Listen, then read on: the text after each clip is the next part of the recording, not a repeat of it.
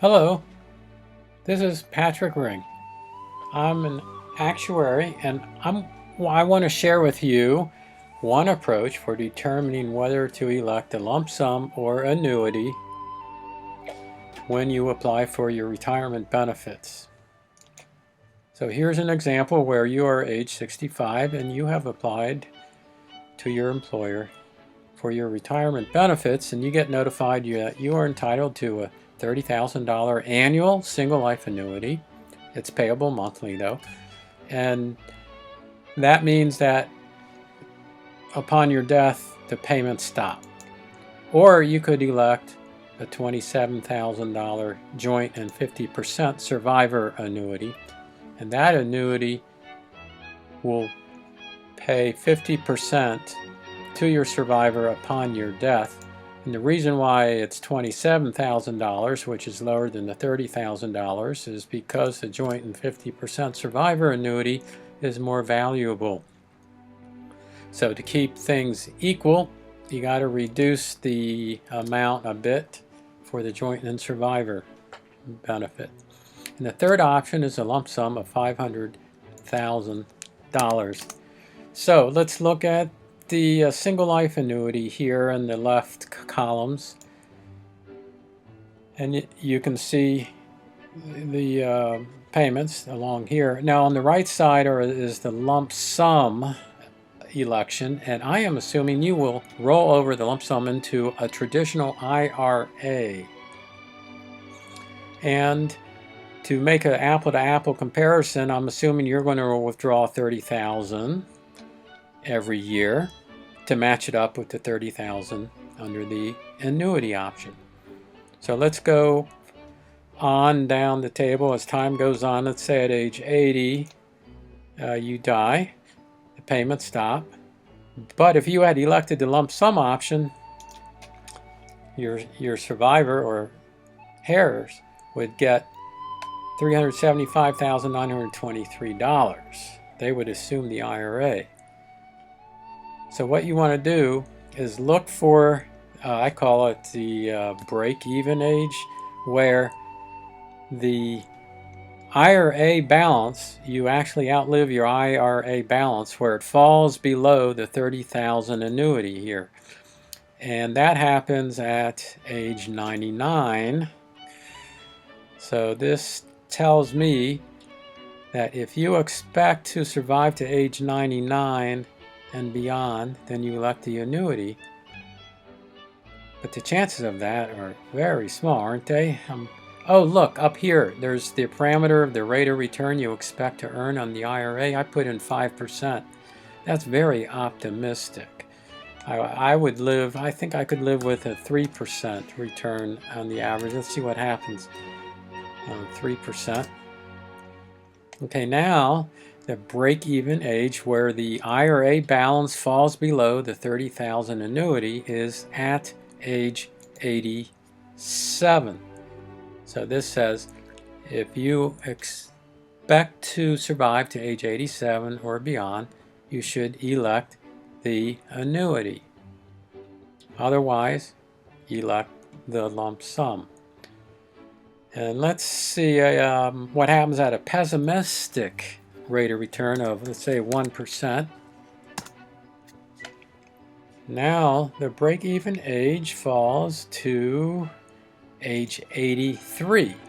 So this says if you think you will survive to age 83, then elect the annuity. If you think you're going to die before age 83, then take the lump sum. So the question is, how do you determine how long you're going to live? Well, you can look at the mortality experience of your family, your grandparents, or if your parents have passed away, what age did they pass away? And then, of course, your health. How healthy are you? And then you can also refer to survival tables, and which is here. Now, this table tells you what's the probability of them surviving to various ages. And this is based on the IRS mortality table used in 2021 for lump sums, converting annuities to lump sums. So now let's see where the break-even age is again and slap a probability on there. So at 1%, if you assume your rate of return on the IRA is 1% on the average, and the break-even age is age 83. So you've got to survive to age 83 to make the annuity the better option. The probability of that happening is 67%. Yep, so that's a good bet to elect the annuity here. And now, okay, let's see at 3% what happens. So remember, the break-even age at 3% return on the IRA was age 87. The probability of surviving to age 87 is 50-50, a little bit over 50%. So now this is it's not real definitive what to do. This is where you start bringing in other considerations, other factors. So just don't make a decision, but just based on this analysis, consider other things. So now let's see what the break-even age is at 5%. Remember what that was? That was age 99. So at 99, this says if you're going to survive to age 99 or beyond, then elect the annuity. But the chances of that happening, we said it was very small, is 5%. So let's look at the joint and 50% survivor annuity. And on the left-hand side of the left columns are the joint and 50% survivor illustration. And let's again go to age 80. And if you die at age 80, your survivor gets a $13,500 annuity. But if you had elected the lump sum, your survivor gets $442,277. The survivor assumes that balance, assumes the IRA. But the problem is you got to convert this amount to an equivalent annuity to compare it to the $13,500. And I have done that.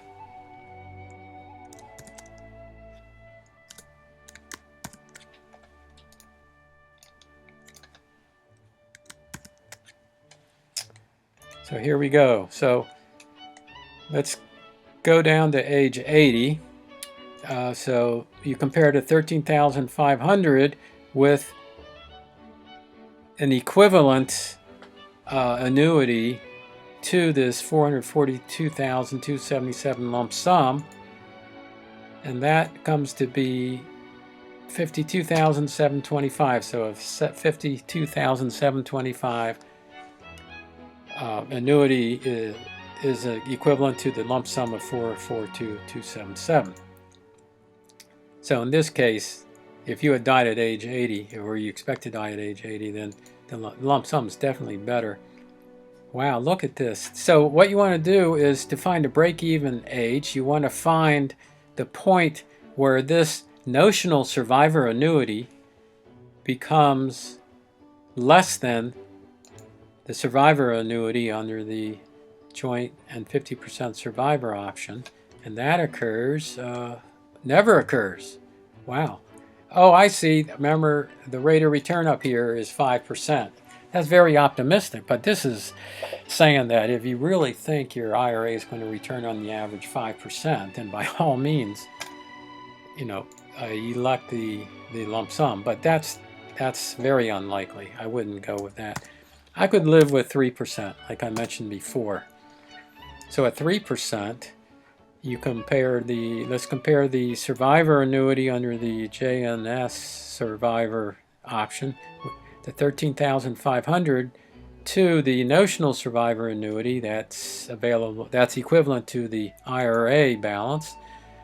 And let's see, the break-even age will be age 90, because the survivor annuity 13,500 exceeds the notional survivor annuity under the IRA. Oh, I do want to mention that this notional survivor annuity, what I did was I took the IRA balance here at 47,723 divided by this annuity factor of 4.5061. Now this annuity factor is based on the mortality table up here, the IRS mortality table 2021 for lump sums. And this factor is calculated only considering mortality and interest, which is, I use 3%, which I use to discount for the time value of money. Now, if you went out in the on the open market and try to purchase an annuity, the annuity factor from the provider of the annuity, which they call it the annuity purchase rate, is going to be much larger than this, because now they're assuming all of the investment risk, plus they've got expenses they're going to load on there on the annuity purchase rate, plus they got profit, they got to make money. But I am assuming that your survivor is going to continue with the IRA and not purchase the annuity. So let's look at a 1% rate of return. And there the break-even age is age 82. So if you think you can survive to age 82 and beyond, and you think your IRA is going to average out to be a 1% return, then you probably should take the annuity. Well, let's see what the probability of living to age 82 is. It's 70%. Well, yeah, there you are. So you should elect the annuity.